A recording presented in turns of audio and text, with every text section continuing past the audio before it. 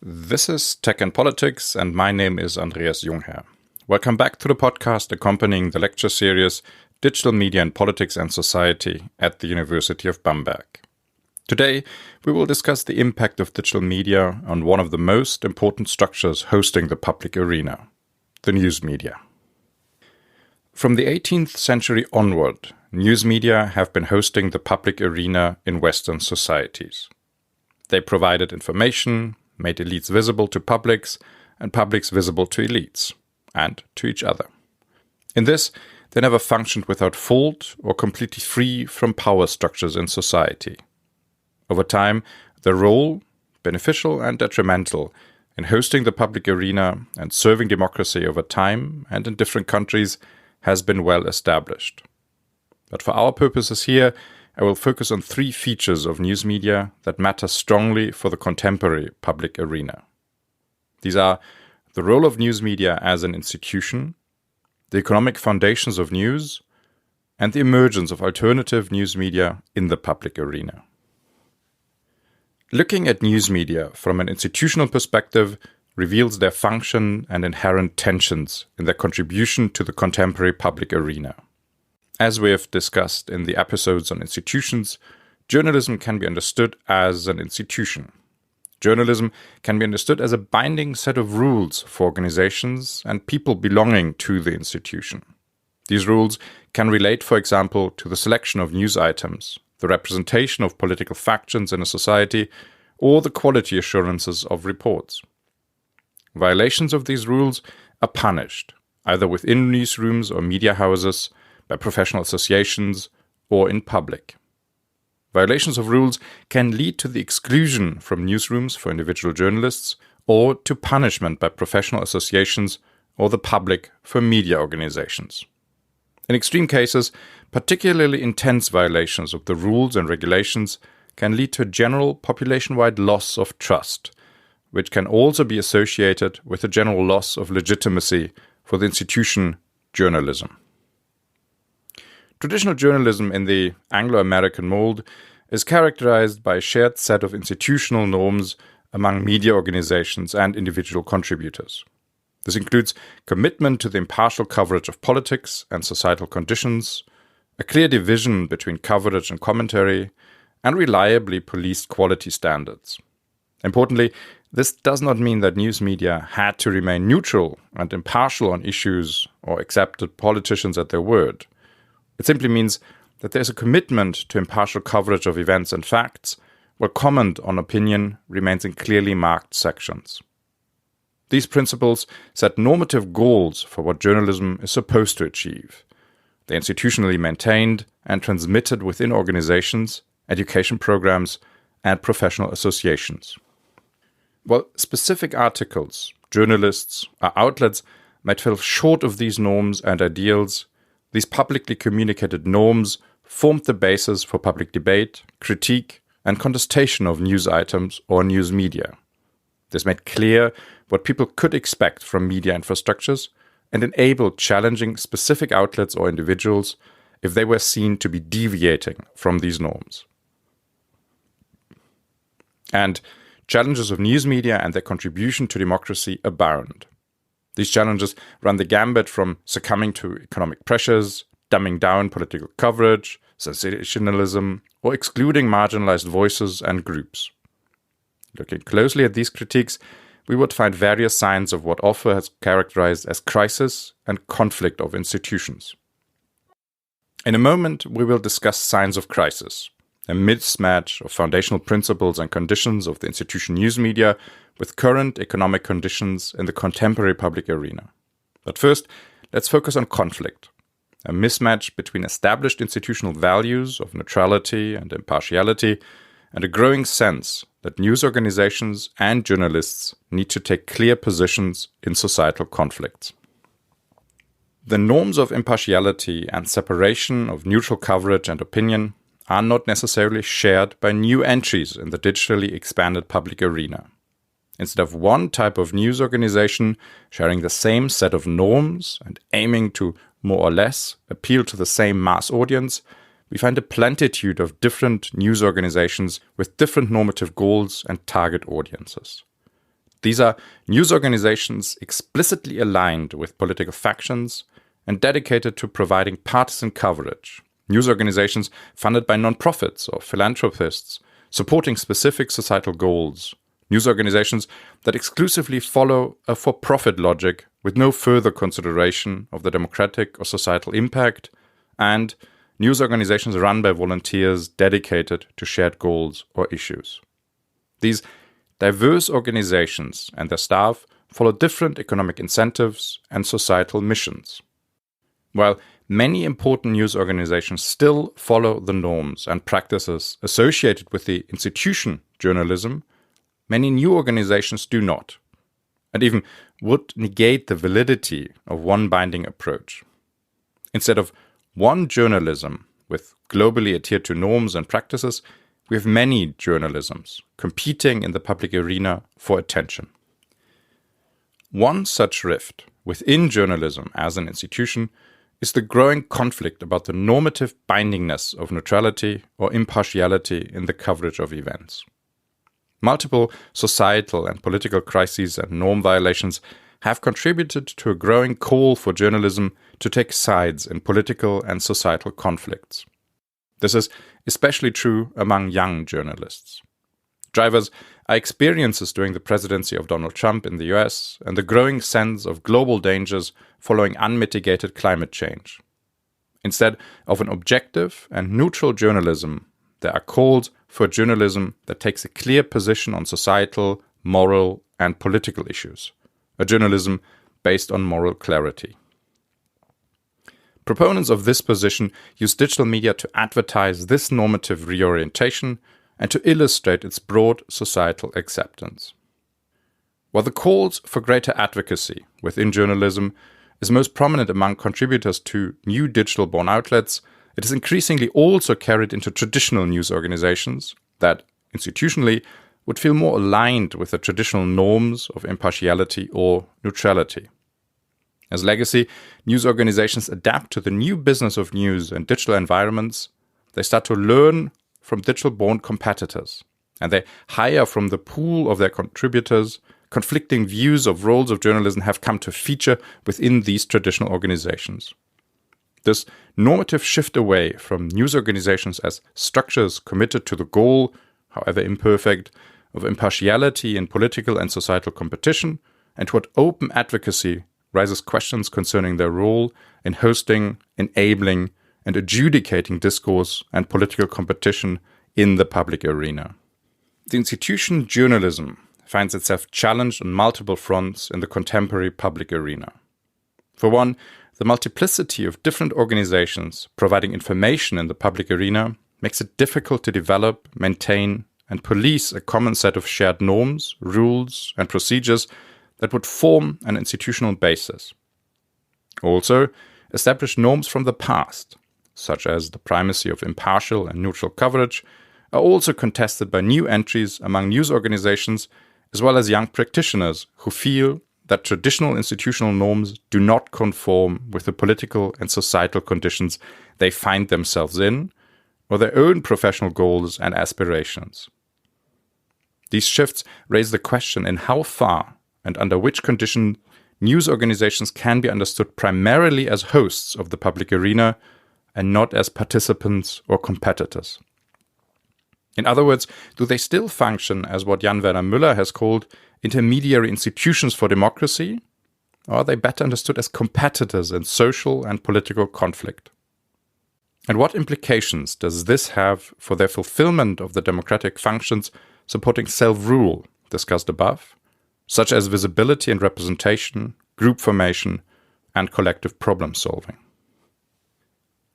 One important feature of the contemporary public arena is the weakening of the economic foundations of news production and distribution.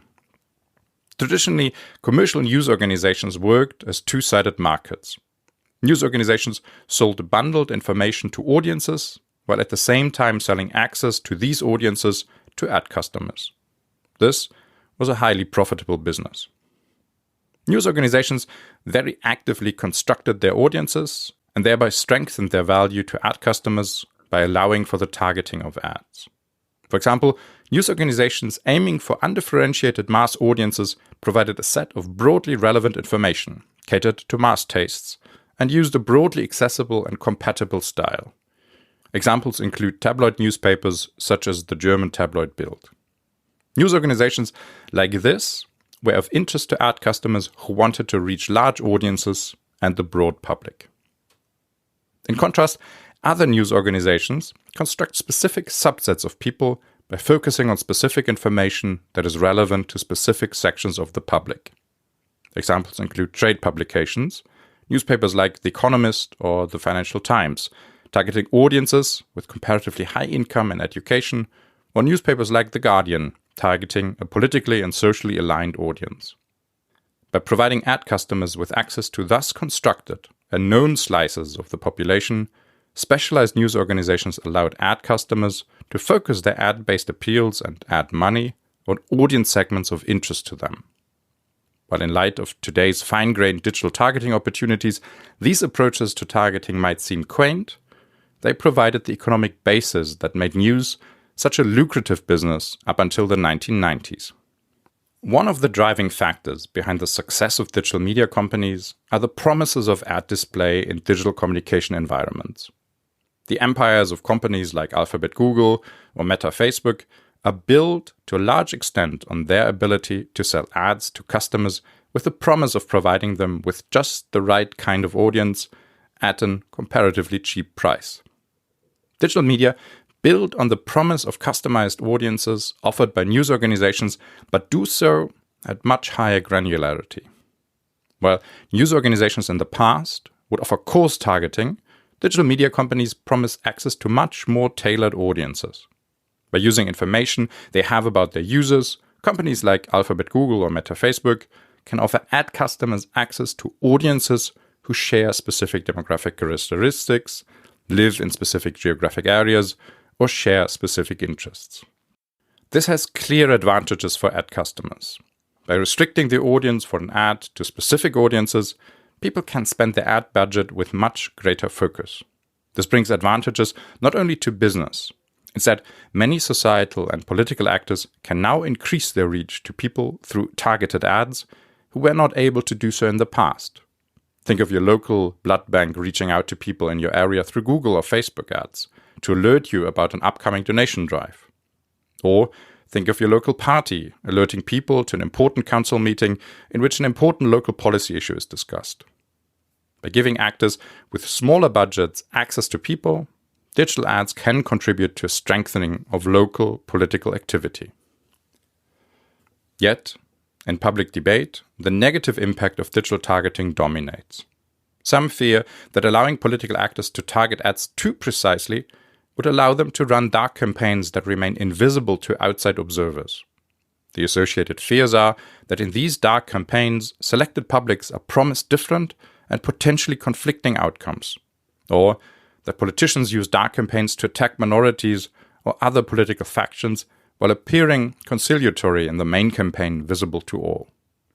Going further, others believe that targeting would allow for the identification of psychological traits, making people more susceptible to appeals specifically designed for their psychological weaknesses.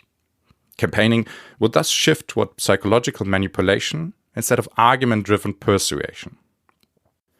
While these dangers are forcefully argued, there are good reasons to expect the promises of digital targeting to be exaggerated by digital media and digital ad consultants, concerning its reach as well as the strength of its effects.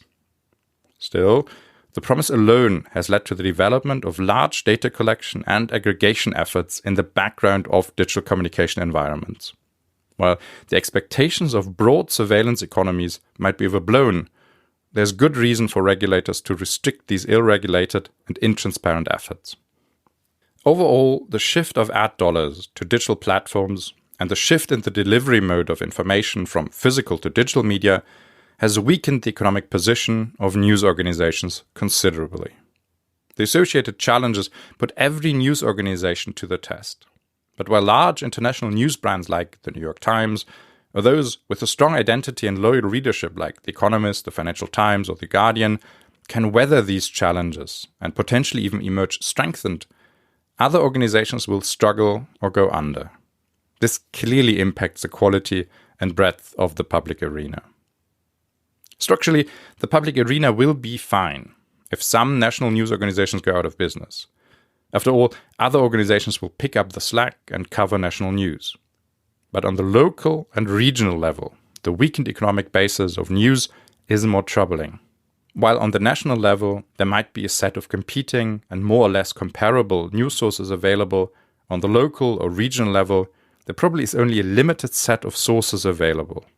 The economic basis for producing and distributing news in these contexts is fragile anyway, and through the digital transformation might break the few remaining sources available, thereby negatively impacting the basis for local or regional democracy. In the US, this has been discussed under the term news deserts. Overall, digital media have introduced shifts to the economics of traditional news organizations. This raises questions how societies can ensure the reliable and continuous production and distribution of information relevant to the pursuit of the public good and self-rule in democracies, irrespective of its commercial viability. These developments reinforce the importance of models allowing for the public funding of news media, such as public service media, as we know, for example, in Germany. Digital media have also impacted the position and role of news media as structures of the public arena. By lowering the costs of information, publication, and distribution, digital media have enabled new actors to provide information in the public arena.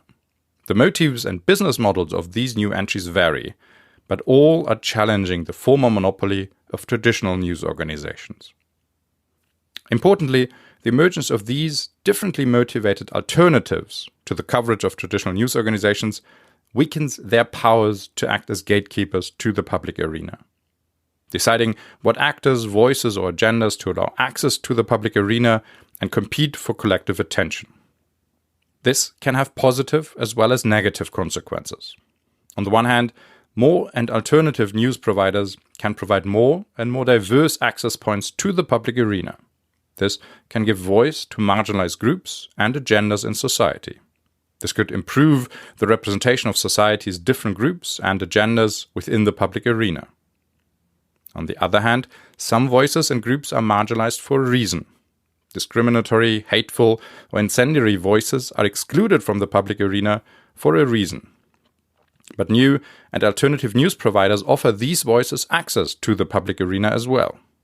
This contributes to a deterioration of discourse within the public arena, be it by actively attacking people supporting other political factions or societal groups, by knowingly or careless invention or distribution of misleading or downright false information, or by actively attacking the participatory rights of others.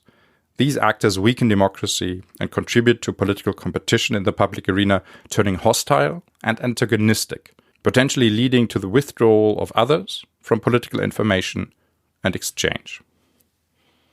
New entries to the provision of news in the public arena come in different shapes and sizes.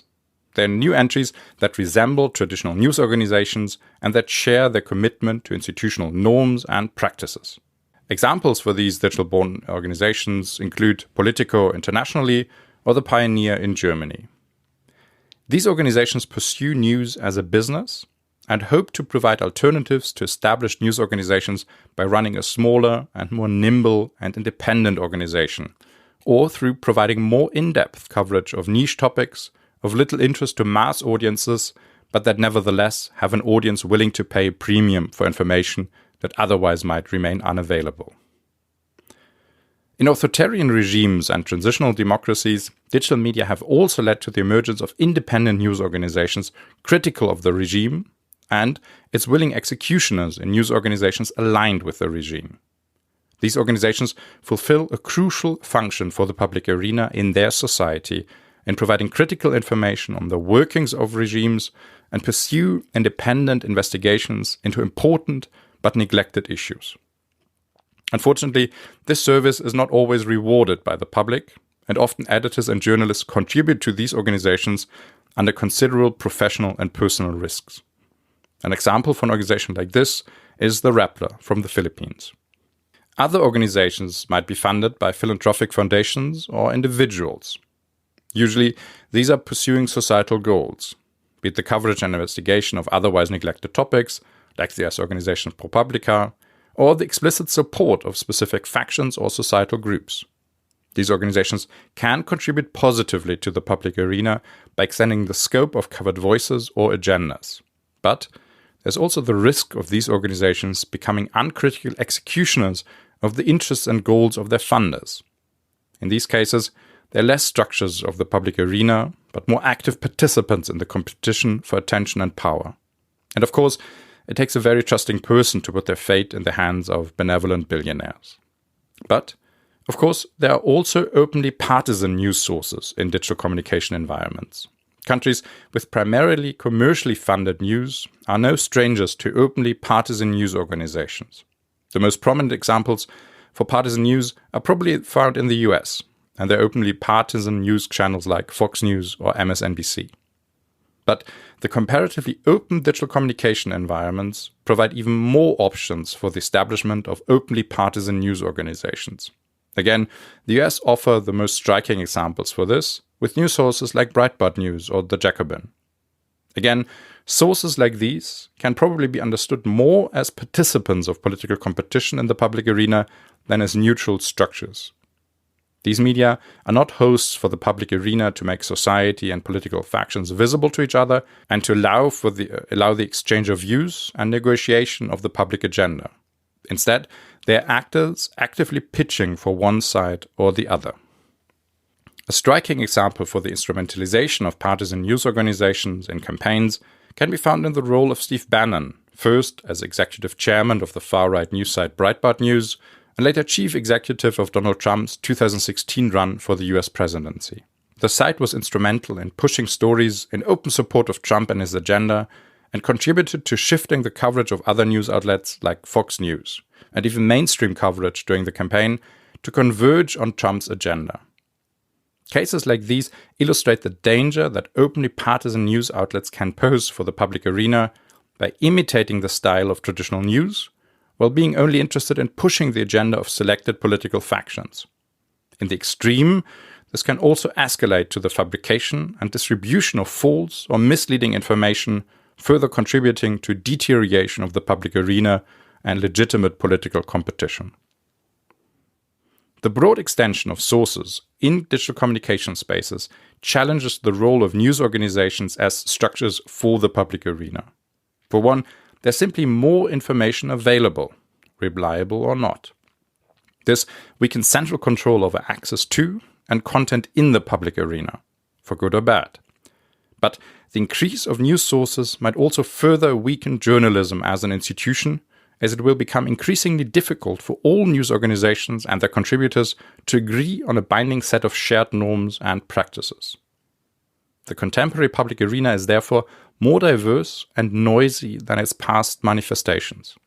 This will take some getting used to for journalists, political elites, and the public. On this shared challenge, it's best we take some time. At least for now, we are done. In the next episode, we'll focus on how digital media themselves became structures hosting the public arena and the consequences of this development. As always, the script to this episode can be found online on the course website, digitalmedia.andreasjungherr.de. There, you will find detailed sources, references to further reading, links, and preparatory questions for the exam. This was Tech and Politics, the podcast of the Chair for the Governance of Complex and Innovative Technological Systems at the University of Bamberg. I'm Andreas Jungherr. Have fun reading, and see you soon.